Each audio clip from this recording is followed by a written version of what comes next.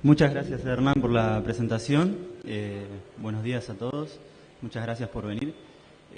Bueno, el trabajo que yo vengo a presentar es impacto económico de la investigación y el desarrollo de silobolsa en Argentina. Este es un trabajo que llevé adelante desde el Instituto de Economía y Sociología del INTA en Buenos Aires. Y básicamente, para ordenarnos, la presentación va a tener dos partes.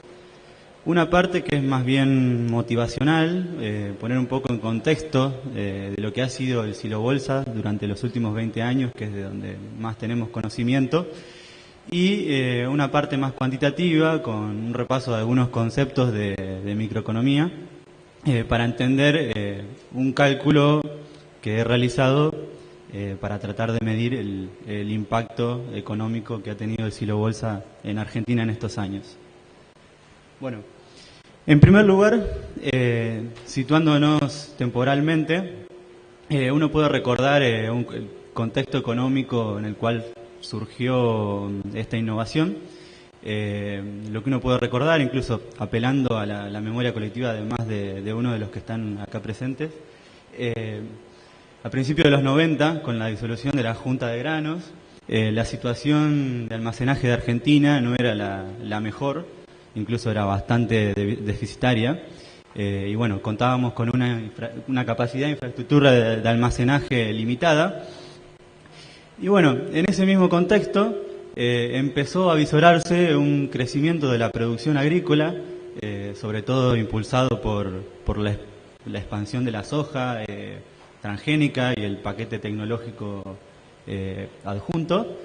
Y bueno, entonces empezaron a aparecer algunas preocupaciones sobre si teníamos algún déficit de almacenamiento, cómo íbamos a hacer para sostener el incremento de la producción que se venía observando. Bueno, este es un poco un gráfico bastante visto, o que puede haber aparecido bastantes veces en varias de las noticias relacionadas con el sector agropecuario.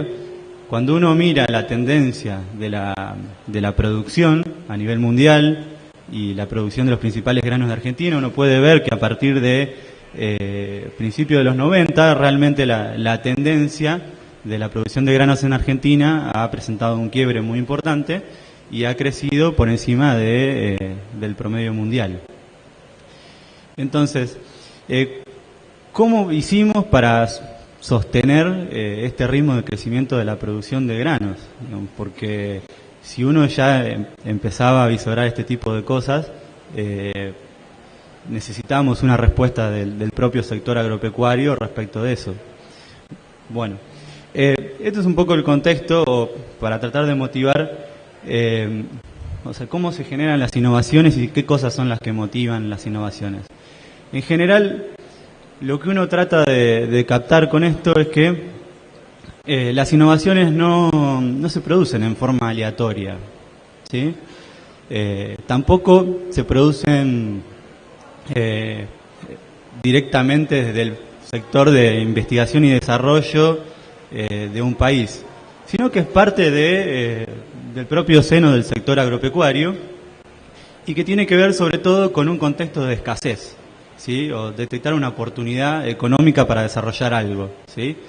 Entonces, lo que uno encuentra en general es que en lugares donde un recurso es escaso, como por ejemplo podemos mencionar el caso del agua en San Juan, se desarrollan tecnologías como por ejemplo el riego por goteo, que son ahorradoras en el uso de agua.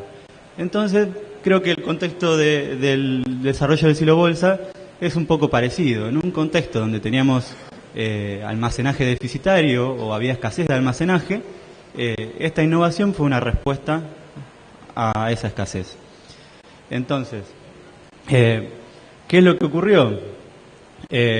¿Por qué tan rápido? ¿Sí? Bueno, justamente existía una demanda latente por algún sistema de almacenamiento que nos permitiera soportar este déficit estructural que teníamos, que había heredado de la Junta Nacional de Granos y que incipientemente había empezado a transformar el sector privado, mejorando la infraestructura de puertos y agregando algún tipo de almacenamiento dentro del territorio para soportar justamente la producción en el momento de la cosecha. Y bueno, y acá me pareció traer algunas perlitas. Por ejemplo, estas noticias son un poco viejas ya, porque es del año 2010, pero uno se cansa de ver ya a esta altura noticias del éxito del silo bolsa o de lo que ha sido el silo bolsa en estos años, en cantidad de toneladas almacenadas, en récord de exportaciones. Esto es bastante común, de hecho hasta el día de hoy se siguen observando esas noticias.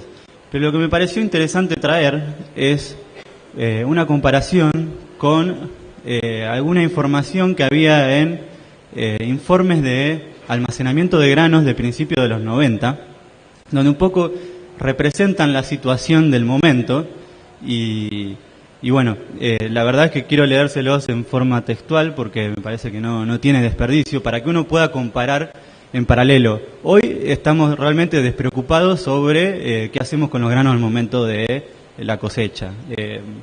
Uno puede a nivel individual decir guardo o no guardo, tengo alternativas, no tengo alternativas, pero la verdad es que está funcionando bastante bien el mercado de almacenamiento.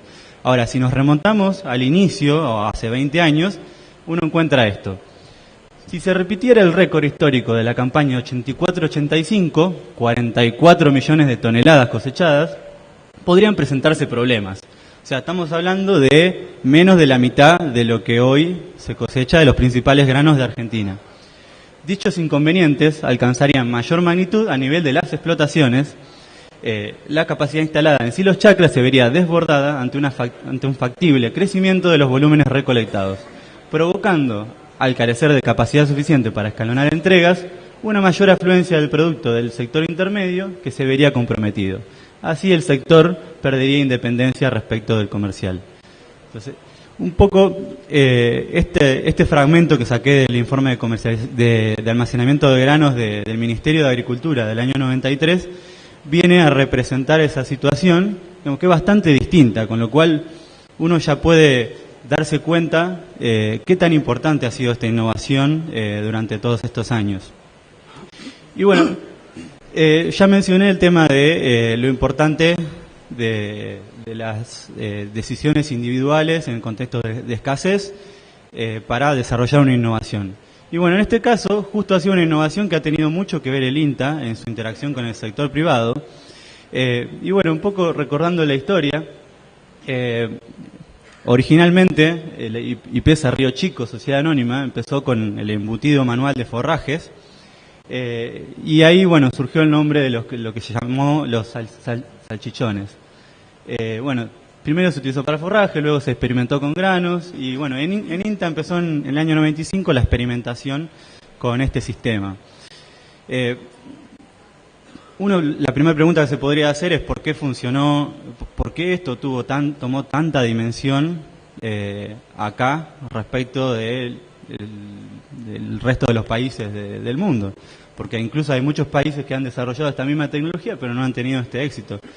Bueno, básicamente Argentina tiene sus propios determinantes. Justamente teníamos un contexto de escasez de almacenamiento de granos y este sistema que es flexible permitió suplantar la falta de infraestructura. Y bueno, todo este recorrido histórico que ha tenido el silo bolsa, donde se empezaron con las primeras experimentaciones, durante toda la primera etapa de la década del 90 fue donde hubo mayores costos, porque ahí es donde está la mayor experimentación, hasta que se genera conocimiento y eso genera capital humano para continuar utilizando el sistema. Esto se termina de materializar en el año 2004 con un convenio entre el INTA y las empresas del sector privado, que no es otra cosa que una confirmación de lo que se venía haciendo, pero que se empezó a reafirmar.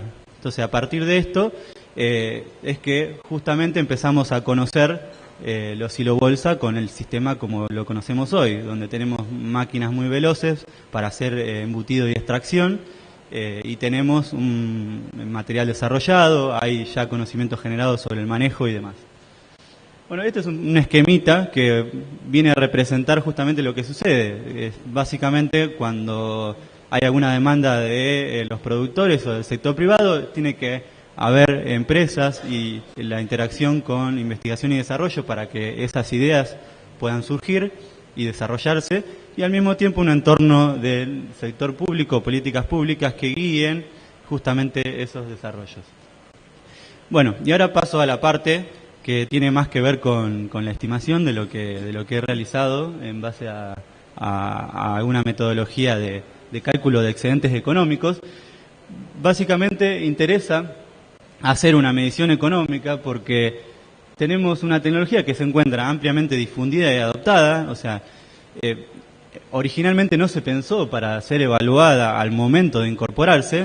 Hoy estamos mirando la foto hacia atrás y lo que podemos decir, bueno, tratemos de mirar qué fue lo que pasó y en base a eso tratemos de hacer alguna estimación y ver cuál ha sido el aporte del silobolsa a la economía del sector agropecuario.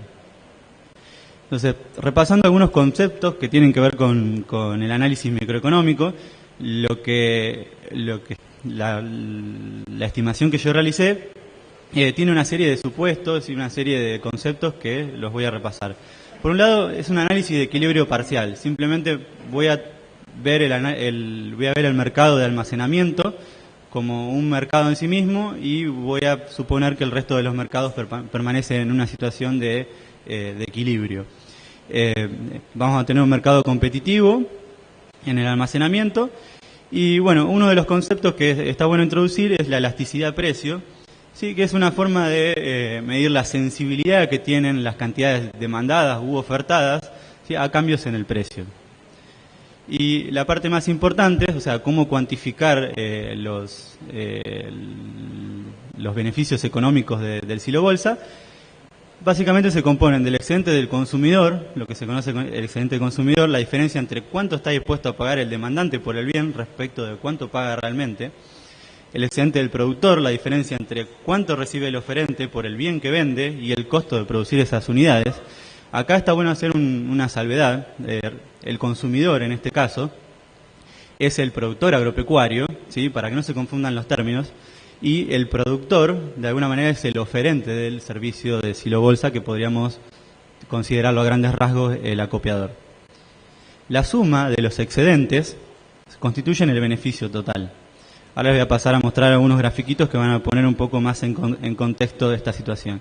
O sea, cómo uno podría simular o tener en cuenta un cambio tecnológico como este en un mercado como es el de almacenamiento. Lo que uno tiene en cuenta es, como la tecnología es un determinante de la oferta, lo que uno hace es simular un shock de oferta, o sea, un desplazamiento vertical de la oferta, que lo que me está diciendo es que ahora somos más eficientes o ahorramos costos para producir determinado bien. Entonces, lo que sucede es esto: tenemos una oferta y una demanda, ¿sí? Y lo que ocurre es que la oferta se desplaza hacia abajo, o sea que hay una mayor cantidad ofertada, ¿sí?, a un menor precio. Esa es la situación en términos agregados de lo que sucede, ¿sí? Y lo que vamos a tener es una medición de excedentes económicos, que lo que les comentaba recién, la definición de excedente consumidor y productor, es básicamente esas diferencias. Esa línea que marca en el medio el precio y cantidad de equilibrio, simplemente representa el límite, o sea, todo lo que está por encima es el excedente de consumidor y todo lo que está por debajo del precio de equilibrio, hasta la línea de oferta, la curva de oferta, es el excedente del productor.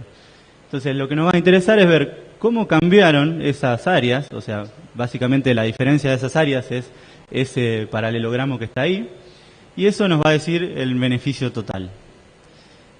Volviendo un poquito para atrás, la metodología que yo utilicé es una metodología de cálculo de excedentes de Alston, Norton y Pardee del año 95, y lo que supone son oferta y demanda lineales, así como las planteé, y algún factor de ahorro de costos, shock de cambio tecnológico, como les presenté. Y al mismo tiempo, la distribución de estos beneficios va a depender de las elasticidades de oferta y de demanda. En la medida que la elasticidad sea algo insensible a los precios, digamos, uno va a poder estimar estos cambios en los excedentes económicos. En la medida que tengamos oferta o demanda completamente elástica, digamos, nadie se va a poder apropiar de esos beneficios porque nos quedarían justamente oferta y demanda en forma vertical u horizontal. Bueno, datos para el cálculo. O sea, ¿qué se necesita para estas cosas? Bueno, simplemente el precio del almacenaje, o sea, precios, cantidades, ¿sí? Y alguna tasa de adopción y un supuesto sobre ahorro de costos. Y bueno, y una tasa de descuento para tener en cuenta la rentabilidad de inversiones que generan beneficios de una vez y para siempre. Entonces tenemos el precio del almacenaje, por un lado, es un porcentaje del precio FOB del poroto de soja, ¿sí? Que esa es una serie que se puede obtener fácilmente desde el CIA, del Ministerio de Agricultura, ¿sí? Y ese porcentaje es 4% durante el periodo 95-2004, y del 2005 en adelante hasta 2013 es un 2%. Ese porcentaje es el que sale de la revista Márgenes, que es de referencia para el sector. Bueno, la cantidad almacenada fue proveída por el grupo post cosecha de INTA. Simplemente es las cantidades almacenadas en silo bolsa desde que hay registros, desde el año 98 en adelante. Lo que podemos tener en esa serie es que en el año 98 se almacenaban 1 o 2 millones de toneladas de granos en silo bolsa, y llegamos a una situación en la que en la última campaña se almacenaron alrededor del 45% de la cosecha de los principales granos. Y bueno, esta tablita viene a resumir los resultados de las estimaciones. Se calculan diferentes escenarios de elasticidad de oferta y demanda, eta y epsilon. Eta es la elasticidad de demanda y epsilon es la elasticidad de oferta, en base a los diferentes escenarios. O sea, la elasticidad de oferta permanece constante porque uno espera que en la medida que haya cambios en la cantidad ofertada... sí. Tengo un puntero. Perfecto. Gracias. Bien. Bueno, en la medida que haya cambios en la cantidad ofertada responda en forma unitaria, mientras que en la elasticidad de demanda uno puede jugar un poquito más por el simple hecho de que todo el cambio tecnológico que ha observado el sector, al mismo tiempo que el cambio que nosotros podemos ver desde el lado de la oferta, puede haber afectado un poco las elasticidades de demanda. ¿Qué es esto? O sea, es justamente lo que comentaba en la presentación anterior Hernán. O sea, la idea de que el productor tiene algún tipo de poder de negociación adicional y de alguna manera la demanda se volvió un poco más elástica en ese sentido, puede reemplazar cantidad almacenada más fácilmente. Bueno, y estas son las estimaciones. Bueno, cambio en el excedente del consumidor, estos serían los beneficios que reporta los consumidores, que serían los productores agropecuarios. Y esto es cambios del excedente del productor, que serían los beneficios que reciben los acopiadores, exportadores y quienes ofrecen el servicio de acopio. La suma de ambos, ¿sí? Si todas las unidades han sido bien valoradas en cuanto a la oferta y la demanda, vendrían a representar todos los beneficios posibles dentro de este mercado. Entonces la suma de los dos vendrían a ser el beneficio neto total de la innovación. Bueno, esto es un poco el resumen de los resultados. Hay algunas cuestiones que me gustaría resaltar en cuanto al trabajo en general, no solo de estos datos. Por un lado, ¿qué es lo que hace falta para que existan innovaciones? Bueno, la necesidad de un entorno adecuado para que surjan aplicaciones de nuevas tecnologías con impacto económico, ¿sí? Si uno tiene un entorno institucional favorable y se promueve desde la política pública el desarrollo de estas cuestiones, seguramente que empezarán a aparecer muchas buenas ideas como lo ha sido el silo bolsa. Bueno, existe un potencial de incrementar la productividad y eficiencia en el sector agropecuario, sobre todo en el uso de estas innovaciones, porque si bien hoy estamos como en una situación de equilibrio o que ya está realmente probada los componentes básicos de esta tecnología y el uso es bastante difundido, todavía hay espacio para continuar mejorando la tecnología y incrementando la productividad y el manejo de la misma. Bueno, un poco también la complementariedad, ¿sí? Que ha tenido esta tecnología en cuanto a el desarrollo del sector, o sea, todo este crecimiento de la producción de granos que hemos observado ha sido sostenido de alguna manera por esta innovación. uno podría plantearse el escenario contrafáctico de qué hubiese pasado si no hubiese ocurrido esto, y probablemente el sector hubiese encontrado otra solución igualmente de favorable para solucionar el problema. Pero bueno, la innovación que ha surgido es esta y nos ha permitido ser flexibles a la hora de la comercialización. Bueno, un aprendizaje muy importante que por lo menos a mí me deja el trabajo es que la interacción público-privada para la generación de innovaciones y el desarrollo de las mismas es un ejemplo de cómo se pueden materializar estas ideas. Y bueno, un resumen también de las estimaciones a las que llegué, de que justamente el filobolsa podría haber generado beneficios, ¿sí? Esto es una especulación, ¿sí? En base a los supuestos que les he presentado y los cálculos que he hecho. Uno esperaría que se hayan generado beneficios por 8,4 a 8,6 mil millones de dólares en el periodo en el que se desarrolló la innovación, o sea, desde el año 95 hasta la actualidad, que es desde donde uno sabe que ha comenzado a desarrollarse fuertemente.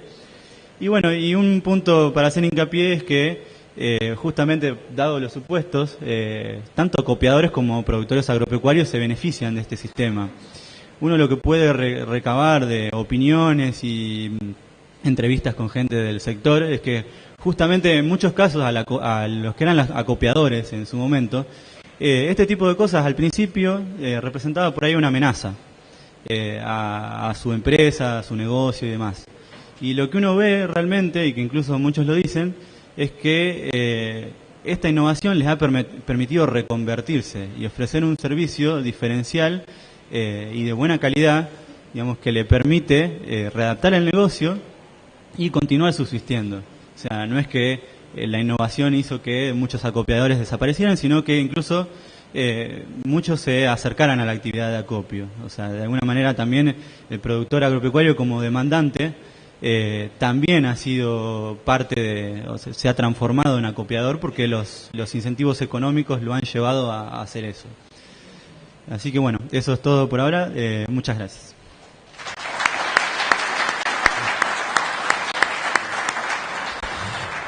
Bueno, gracias Nicolás. Abrimos un espacio para preguntas.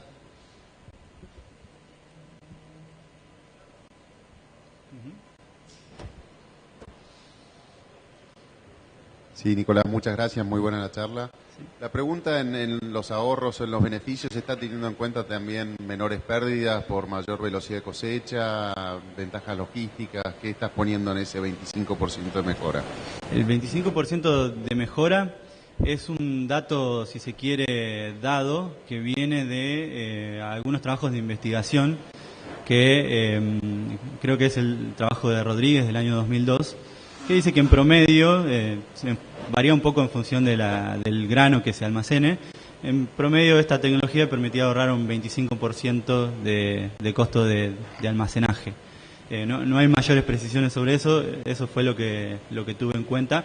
La idea es que un poco todos los cambios que han habido durante todo este periodo hayan sido de alguna manera contemplados en los beneficios que se ven desde el mercado, o sea, la realización de oferta y demanda y precios y cantidades de equilibrio. O sea, eso es lo que yo tuve en cuenta.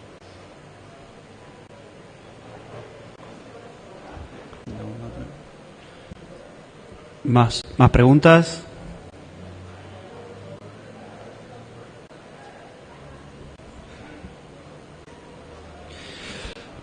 Bueno, entonces le agradecemos nuevamente a Nicolás y te vamos a hacer entrega de un certificado y un obsequio por tu disertación cuando bajes del estrado. Muchas gracias. Muchas gracias.